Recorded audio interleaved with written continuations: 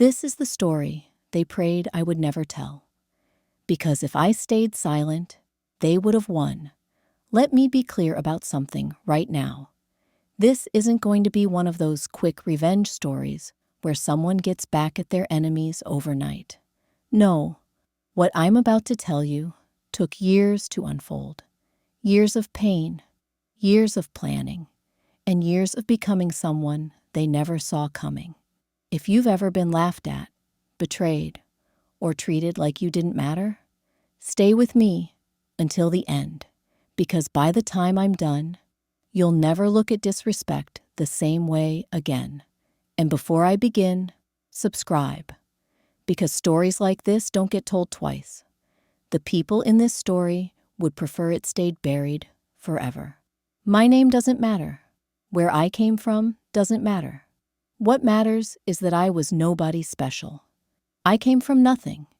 Hand-me-down clothes, shared bedrooms, parents who worked 3 jobs between them just to keep the lights on. But I had something they couldn't take away from me. I had dreams that burned so bright they kept me awake at night. I believed in people back then. God, I was so naive. I believed that if you worked hard, if you were loyal, if you treated people with respect, they would do the same for you. I believed effort was enough. I believed loyalty mattered. I was wrong. So terribly, painfully wrong. I trusted everyone. My friends, my romantic partner, my coworkers, even my superiors. I opened my heart to people who saw that vulnerability as weakness. I shared my dreams with people who would later use them as ammunition against me. I wanted peace, not conflict. I wanted to build, not destroy. I wanted to lift others up with me as I climbed, but they had different plans for me. It started small, little comments, jokes at my expense that everyone laughed at except me. "Oh, that's just how they are," they'd say when I looked hurt.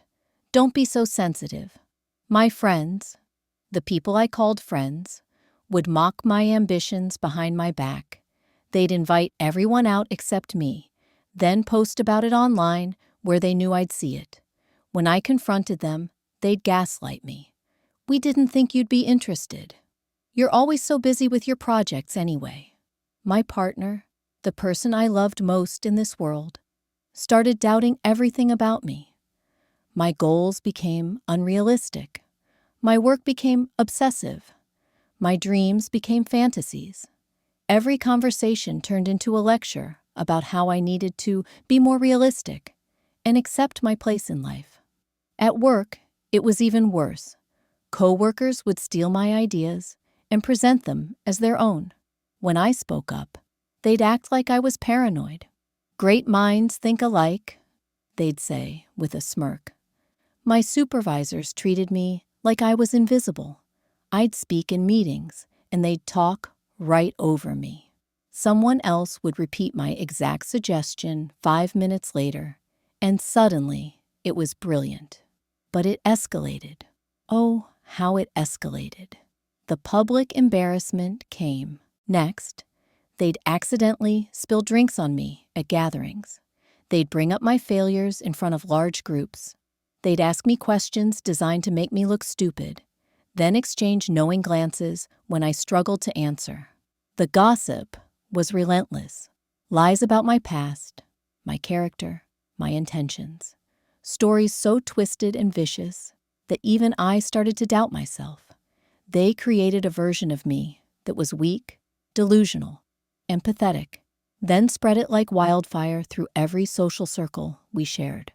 Then came the silent exclusion. The group chats I was quietly removed from, the events I stopped being invited to, the conversations that died the moment I walked into a room. They didn't just doubt me anymore. They enjoyed watching me fall. They fed off my confusion, my hurt, my desperate attempts to understand what I had done wrong. False accusations followed. Suddenly, I was difficult to work with. I was bringing negative energy. I was holding the team back. None of it was true, but truth didn't matter. Perception was reality, and they controlled the narrative. If you've ever felt this pain, if you've ever been in this position where the people you trusted turned into your tormentors, you know what I'm talking about. You're not alone in this.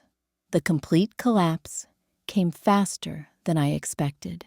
Everything I had built, everything I had worked for, everything I believed in, it all crumbled. I lost money first.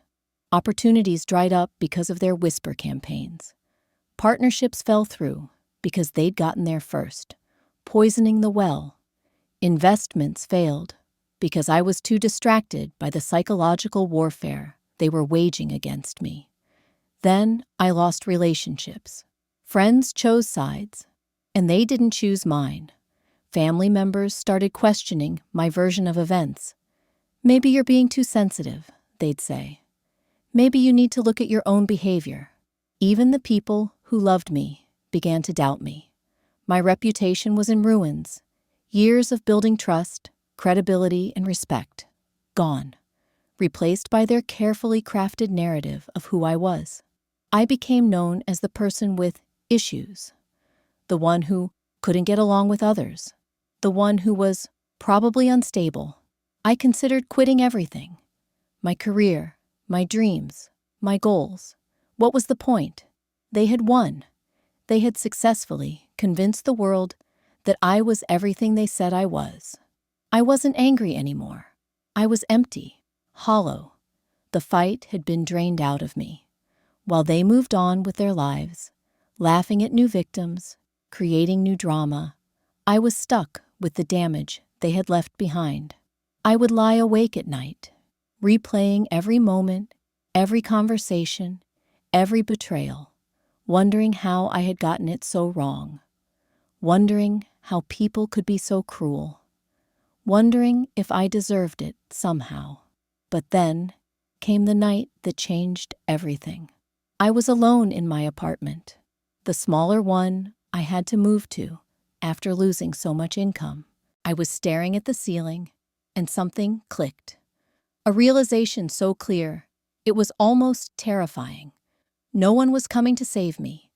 No hero was going to burst through the door and vindicate me. No magical moment was going to suddenly make everyone see the truth. I was on my own, and I had been on my own this entire time. So I made a decision they would regret forever. I decided to disappear. Not physically. That would be giving them exactly what they wanted. I decided to disappear from their drama, their gossip, their toxic ecosystem. I decided to stop playing their games entirely. While they were laughing, I was becoming. I started by cutting off every distraction. Social media, gone. I didn't need to see their fake happiness or their subtle digs at me anymore. Toxic relationships, severed. If someone brought me drama instead of value, they lost access to me. Pointless activities that weren't building toward my goals, eliminated. I began learning in silence. Every skill I needed, every piece of knowledge that could make me better, stronger, more valuable. I read books they'd never heard of. I took courses they didn't even know existed. I studied the people they admired and learned to do what they did. But better, the failures came fast and hard during this period. Project after project fell apart. Investment after investment lost money. Relationship after relationship didn't work out. But here's what they didn't understand. I wasn't failing anymore. I was learning. Every failure taught me something crucial about what worked and what didn't. I became comfortable with being alone. Really alone. No validation from others. No approval. No social media likes or comments to make me feel worthy. I learned to find satisfaction in the work itself, in the progress itself, in the person I was becoming when no one was watching. Discipline became my religion. I woke up at the same time every day. I worked out when I didn't want to. I studied when I was tired. I worked on my goals when I felt like giving up. I built habits that were stronger than my emotions. stronger than my moods, stronger than their memory. I ignored every opinion about what I was doing or who I was becoming. Former friends would reach out occasionally, fishing for information about my life. I became a master of giving them nothing. "Things are good," I'd say, "just staying busy." They had no idea what I was actually building. For months, then years, I built in silence, skill by skill, dollar by dollar, connection by connection, opportunity by opportunity. While they were still playing the same petty games, still gossiping about the same meaningless drama, still living the same small lives, I was becoming someone entirely different.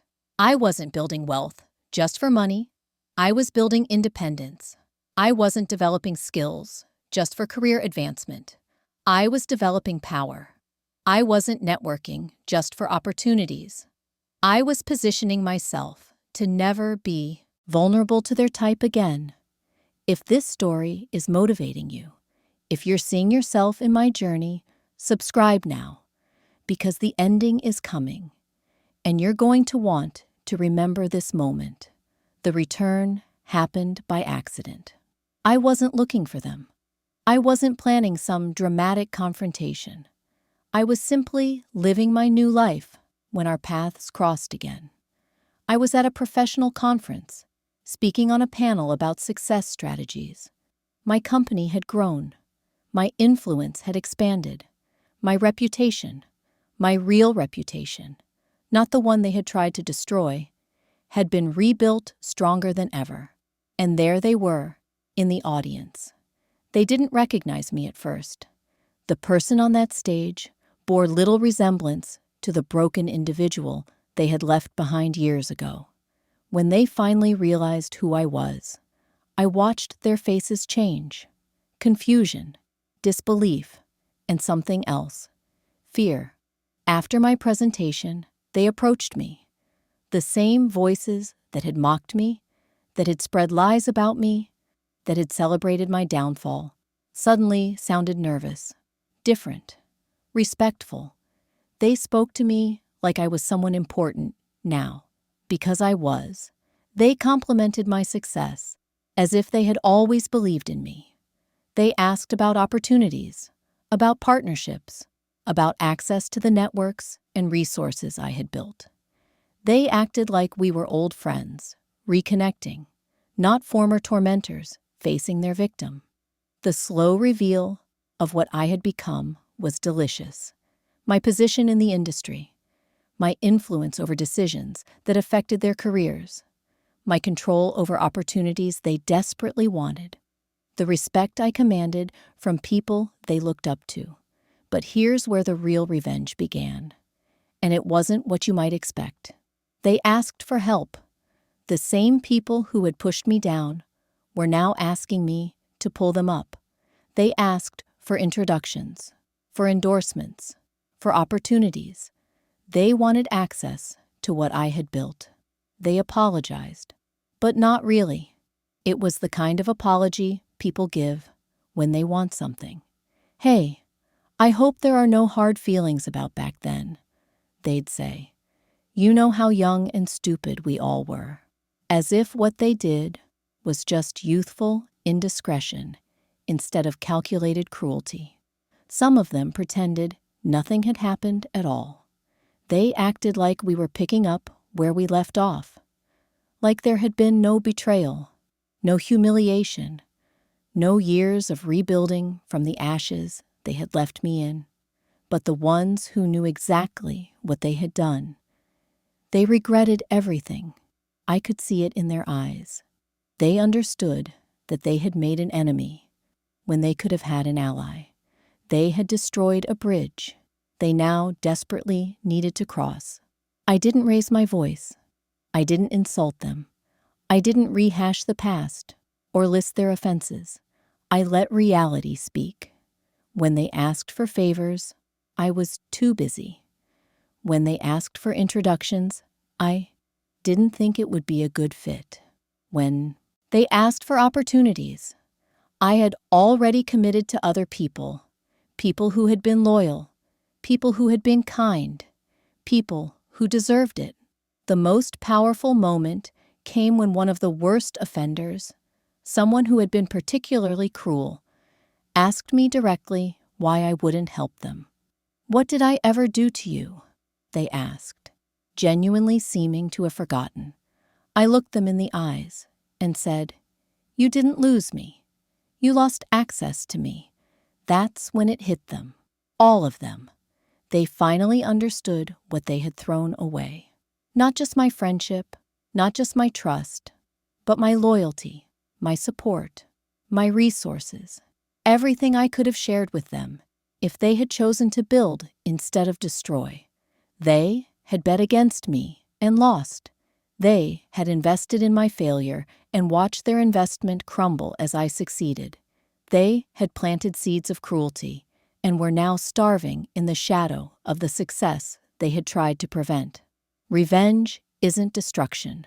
Revenge is becoming untouchable. The most beautiful part wasn't seeing them fail. It was knowing they couldn't touch me anymore. Their opinions meant nothing. Their approval meant nothing.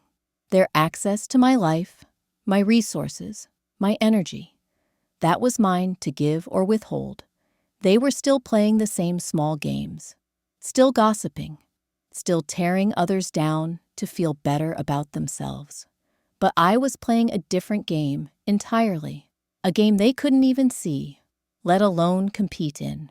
Let them laugh, let them doubt, let them leave. Let them do whatever they want to do to whoever they want to do it to. It doesn't matter anymore. They can't reach me where I am now. Success doesn't make noise. It arrives quietly, like dawn breaking over a mountain. One day, they're looking down at you.